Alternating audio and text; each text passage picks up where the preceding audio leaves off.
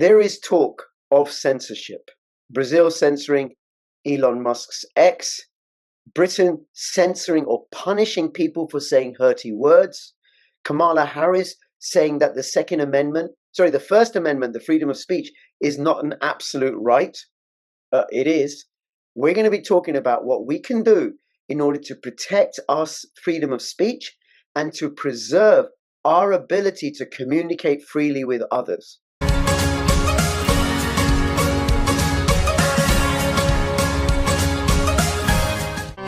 Take the first step towards online privacy.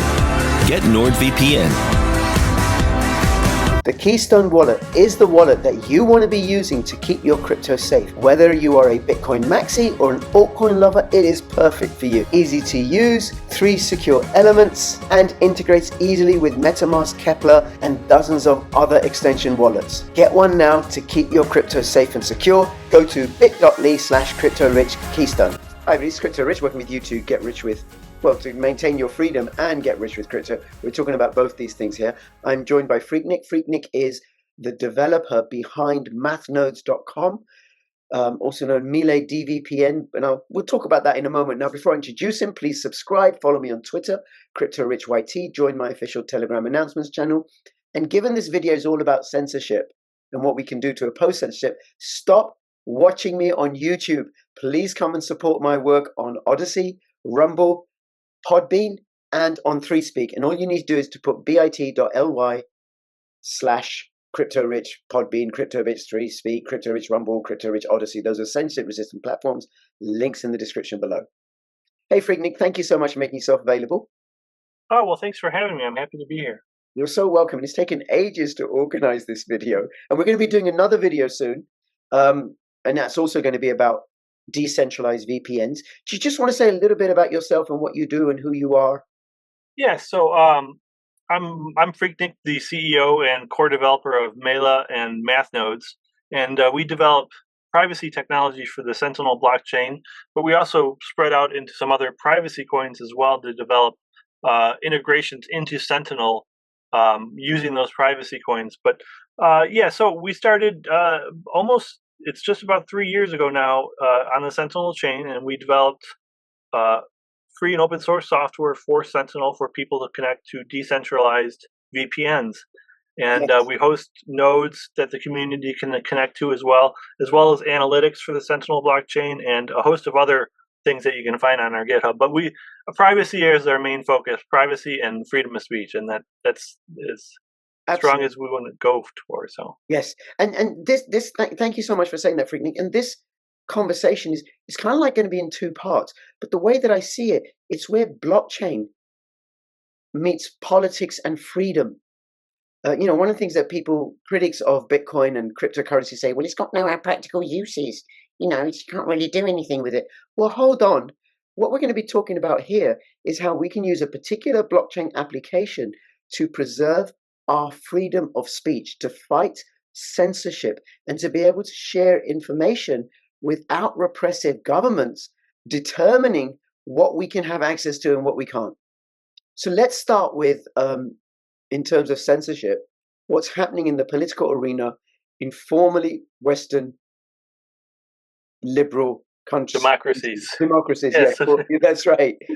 Was it in France, the new prime minister got 5% in the elections, and Macron said, I'm not going to have the most popular one. I'm going to have this one that got 5%, and I'm also going to keep the cabinet the same as it was before. Yeah.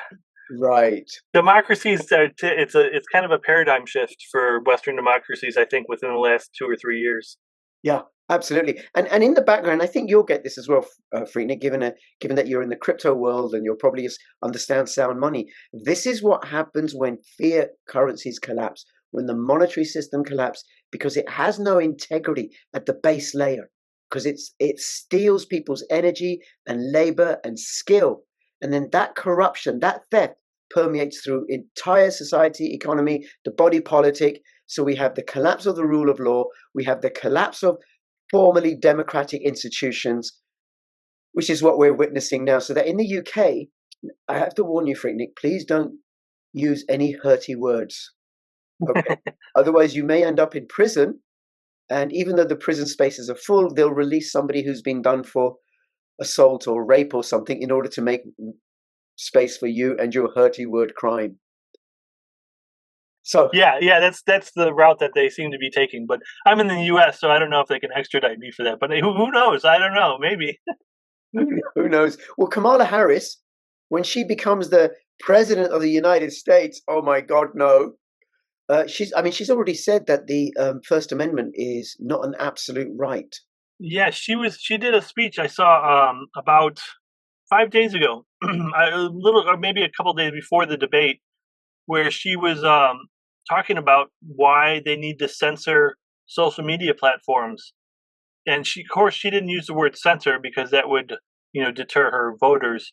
That's kind of a naughty word, right? So she said that they need to comply with regulations, and social medias have a responsibility to comply with. So basically, what she's saying in terms is filter your content to the approved government mediums, and we will leave you alone.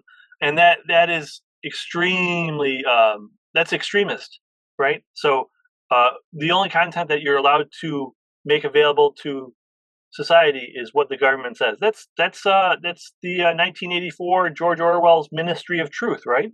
Yeah. So you have no dissenting opinions because the government doesn't like your dissenting opinion. They will enforce the social media companies to comply to remove all those posts. So it opens the doors to the Ministry of Truth, which we know is a very dystopian autocracy that just limits people's ability, and it's a ban on ideas, and that the whole idea of something being an idea being banned is just outrageous. Absolutely. But and what surprises me are how people um are just going along with it.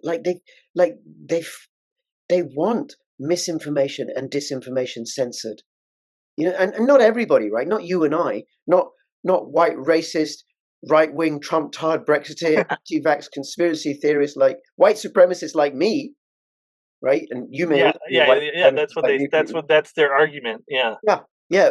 We're the perpetrators of hate crime with our misinformation and our disinformation.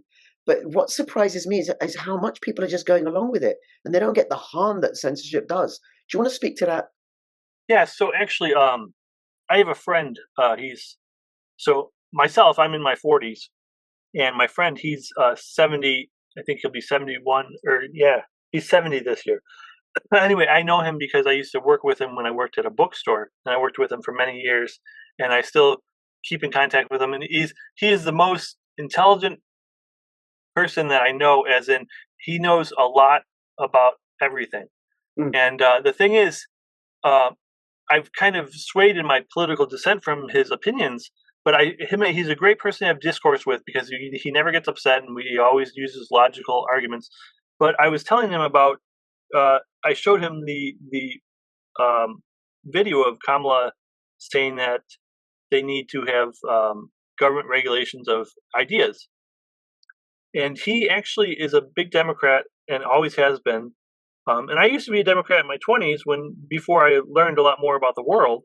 But and so we got along on that front. But I told him, the, these democratic nations, and I was also including links about Brazil, because Brazil is trying to censor Twitter or X, and he believes he is going along with the theory that governments should regulate ideas on the internet.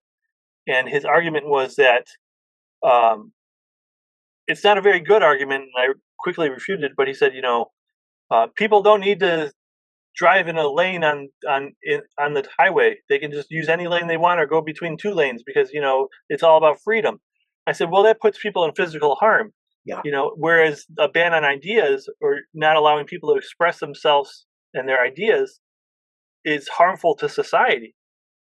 It's the converse of what his argument was, right? So yeah, it's just kind of convoluted how some of these people, I think they just become so in tune to their political values that they will do anything that their candidate says without questioning it and thinking, well, is this a good idea?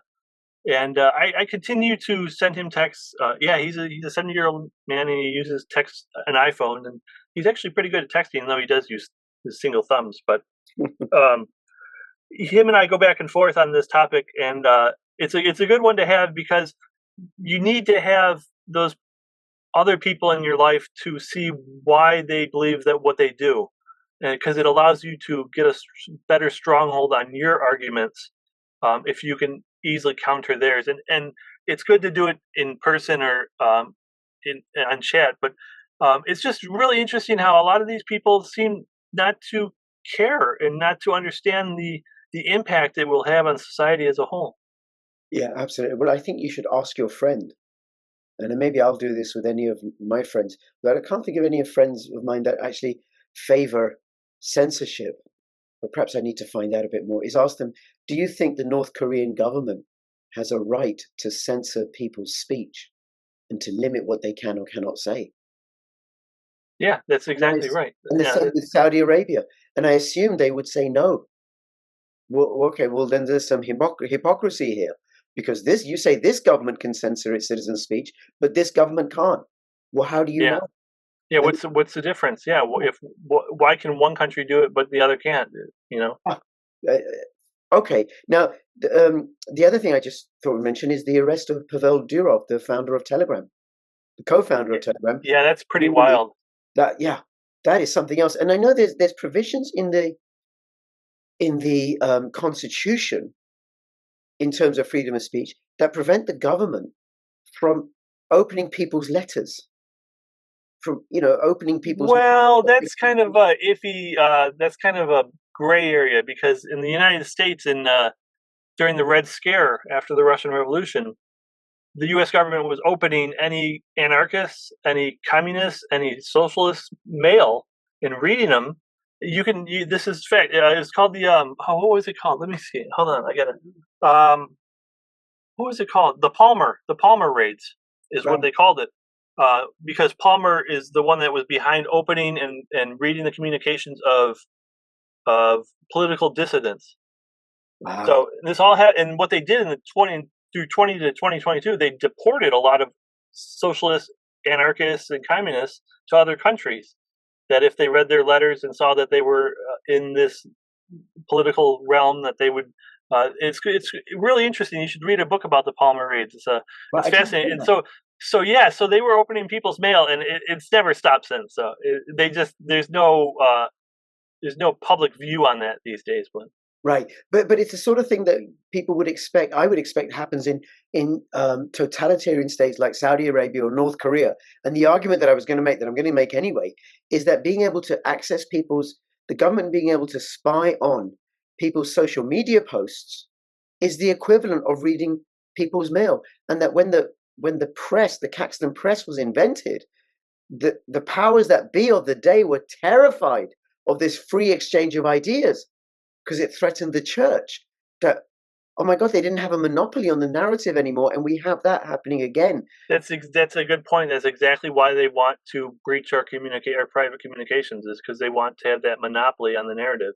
Yeah, we don't want people considering that certain medical interventions may be harmful. We don't want people knowing that an alternative point of view about what's happening in Ukraine or Russia. We don't want people accessing Russia Today website, their news website. I can't get that in the UK unless I use a VPN. Um, and we don't want people freely exchanging ideas because government knows best. Yeah, daddy government. Yeah. Daddy government will look after you. And the thing I want to say about the Constitution, then we'll move on to the decentralized VPNs in a moment, is it's written in the negative. So it doesn't say that people have the right of freedom of speech. No, it puts a constraint on the government. Government shall not put any law in place that restricts people's freedom of association and freedom of speech, which is actually very, very, very strong, rather than the government gives you a right. Now, you and I spoke briefly just before we started recording about the UK Bill of Rights, 1688, and I've recently recorded a video with someone who's an expert in common law, and this is from an organization called peacekeepers.org.uk, and they do a free course where you can learn about Britain's constitution. We do actually have a written constitution. We just don't know about it. And it's in several constitutional acts and in one bill. And why it's a bill is because it wasn't passed by Parliament. It was an agreement that sets up Parliament. And this is the 1688 Bill of Rights. And it has a few rights in there, which includes the freedom of speech. It includes a provision that these rights shall exist for perpetuity. Parliament are the representatives of the people, and Parliament shall pass no laws that are to the pejorative, that are too detrimental to people, and the law is our birthright. So we are born with these rights: freedom of speech, freedom of association, the freedom, from arbitrary detention and torture, all those rights. And then the US Constitution and the Bill of Rights were based upon the 1688 Bill of Rights. So yeah, it kind of seems like these governments that got started on the right foot are kind of forgetting their origins a little bit. Yeah, but I think that's the nature of government. It seeks more power for itself. Absolutely, absolute power too. Yeah, yeah. Until absolutely. we get to what we've got in the UK, or it's coming down the line, except it will fail, is being arrested for hurty words. And I just want to say one thing, because my soapbox here, Freaknik, I want to definitely talk about VPNs, right?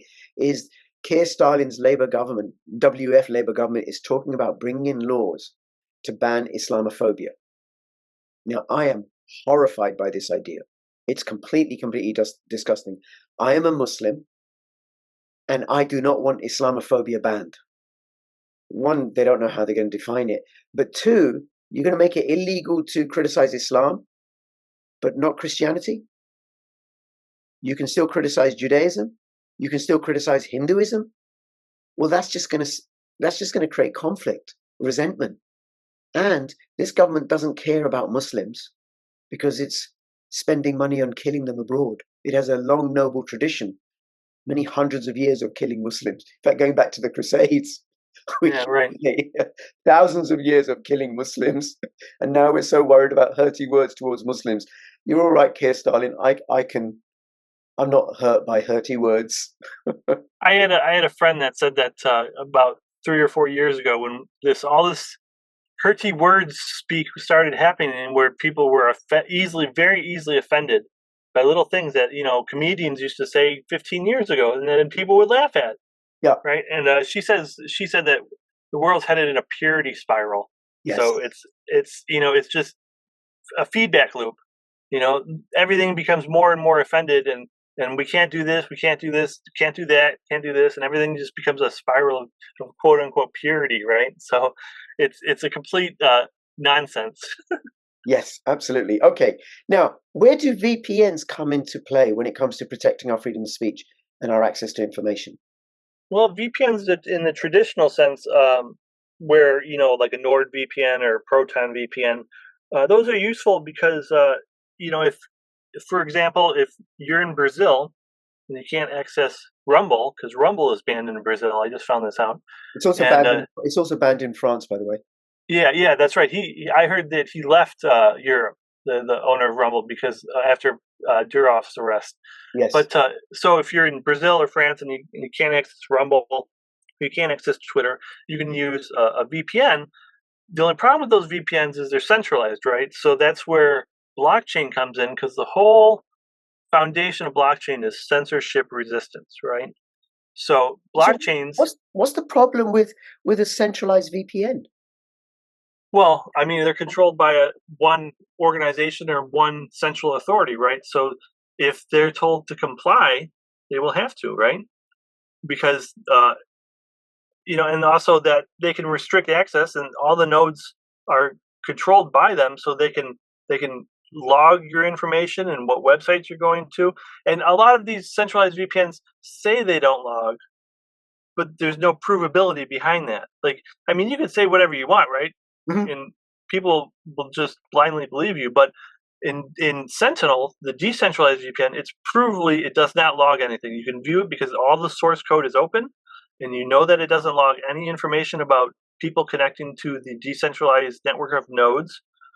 And also, what's really good about decentralized VPNs is that if you're a person of interest to a government, right? So maybe you're a political dissident, maybe you're a fugitive, whatever, and you're using, say, Proton VPN or NordVPN, well, the government can issue a forward warrant, which means that they can issue a warrant to the Proton or to the NordVPN where they will collect real live data.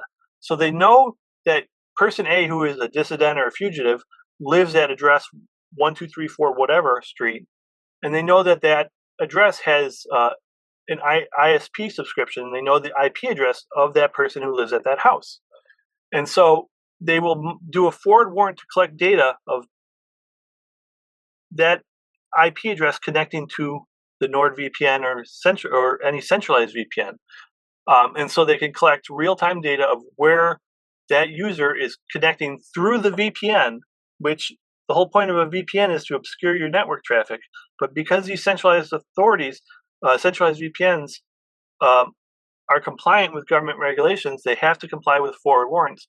Whereas in decentralized, you don't know what node they're going to connect to. These nodes are all ran by completely random people throughout the entire world, and so it's impossible to know what node they're going to connect to in order to issue a forward warrant from the government. So it protects.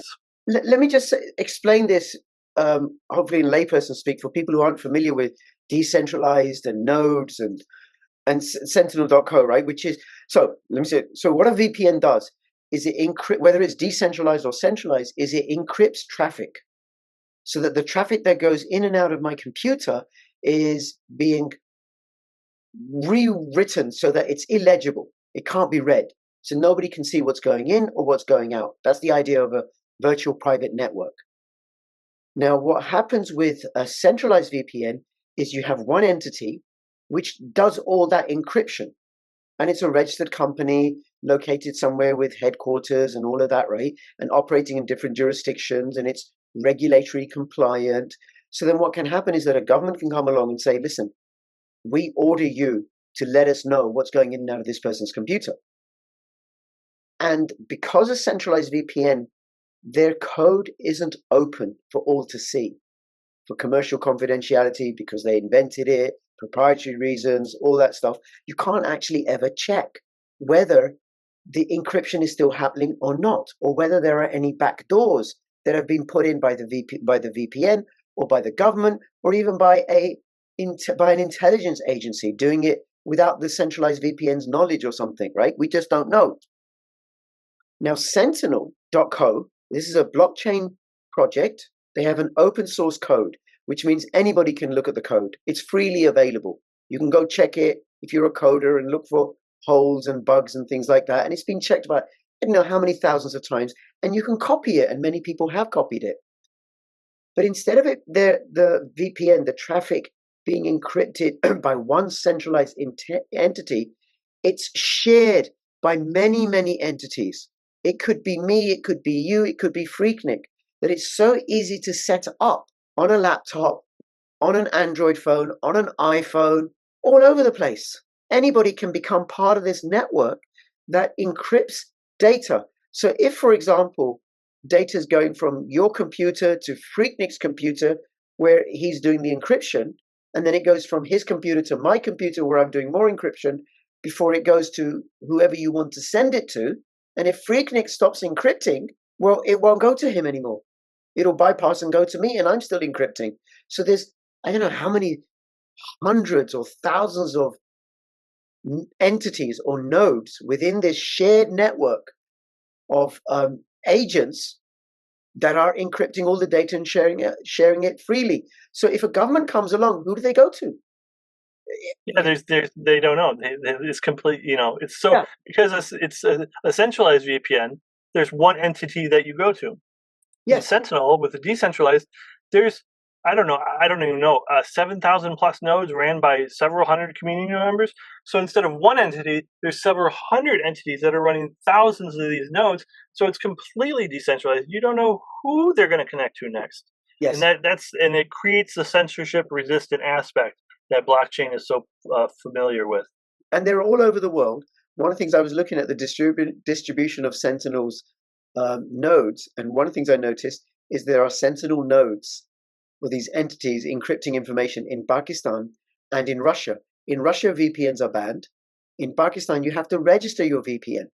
But if someone set up, a Sentinel node or entity in Russia or in Pakistan, given that it's open source and freely available on the internet, well, how's the government going to know? Yeah, we have people that run nodes from their house. We call them residential nodes, and those are really very important because if you go to some of these blockchain networks, like there was one that I just saw today on a Twitter feed, but they don't allow VPNs anymore.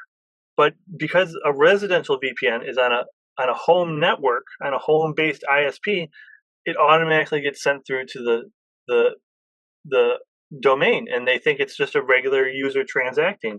And that's what really, the whole idea of people running nodes from their house will completely change the landscape of the internet, because then nobody will be able to blacklist data center IP addresses or anything, because who knows, it could just be a regular user, it could be somebody trafficking through them, so Yes. It'll totally change the landscape of the internet.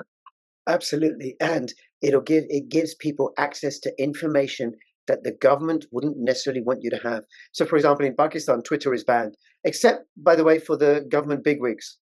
The prime ministers and members of the National Assembly, they still use Twitter. Rules for thee, but not for me, right? That's right. That's right. So people in Pakistan can access Twitter, should they wish to do so, or X, using a centralized VPN, if they can get access to one, or using a decentralized VPN, which is available. You can download the source code or download the applications from quite a few different websites. Now, do you want to say, if someone is just learn about this is the first time they've heard about decentralized VPNs, how can they get going? If they wanted to set up a node or if they wanted to use a decentralized VPN, what would you say to them?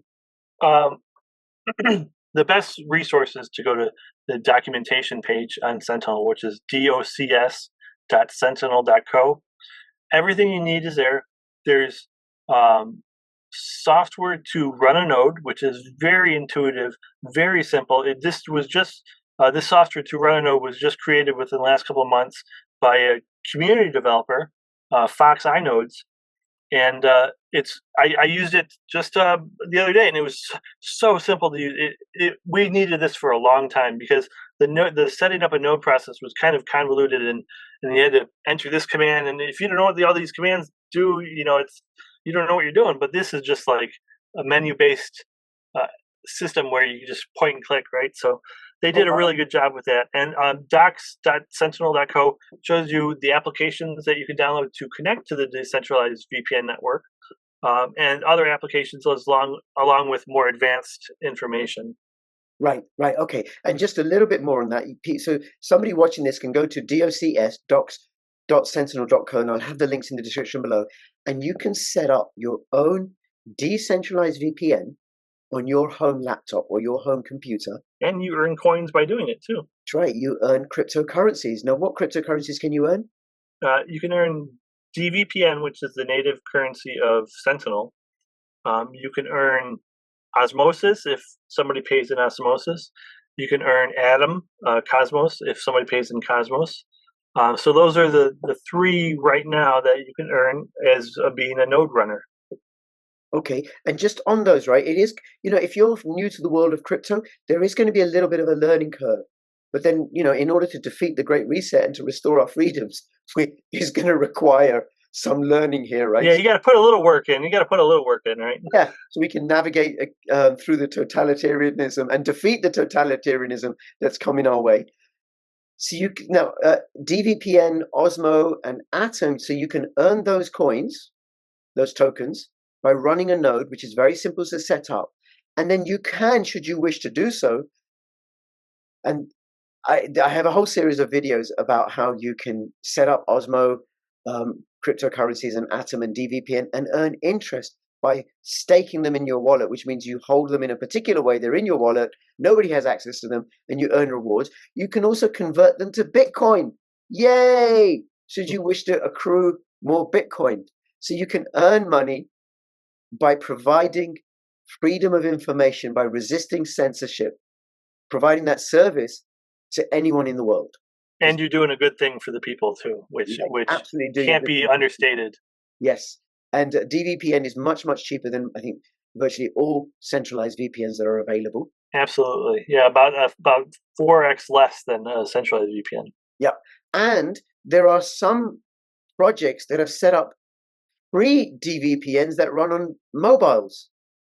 Yeah, that's correct. Yeah, but independent DVPN, which is produced by Norse Labs, that's it. It includes advertisements, so they monetize it through advertisements, but it is completely free to use, and it's on mobile devices. And I highly recommend it. It is a very good app. So Yeah. So you can install it on your Android, install it on your iPhone, and all the code is open source.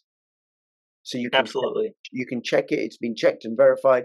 No bugs, no holes. But there's always that risk with any software. But it is how we're going to preserve our freedom and our ability to communicate with others and access information. Freaknik, anything else you want to say before we finish up? No, I think we covered a good majority of the strong points discussed today. Fabulous, fabulous. Well, Freaknik, thank you so much. I so appreciate you coming on. Next time, please don't take so long. I will have all the links in the description below. I do invite people to check this out. And between now and when I see you next, please keep filling your pockets and your heart with freedom. Crypto Rich and Crypto Freaknik signing out. All the best. Bye-bye. Bye-bye.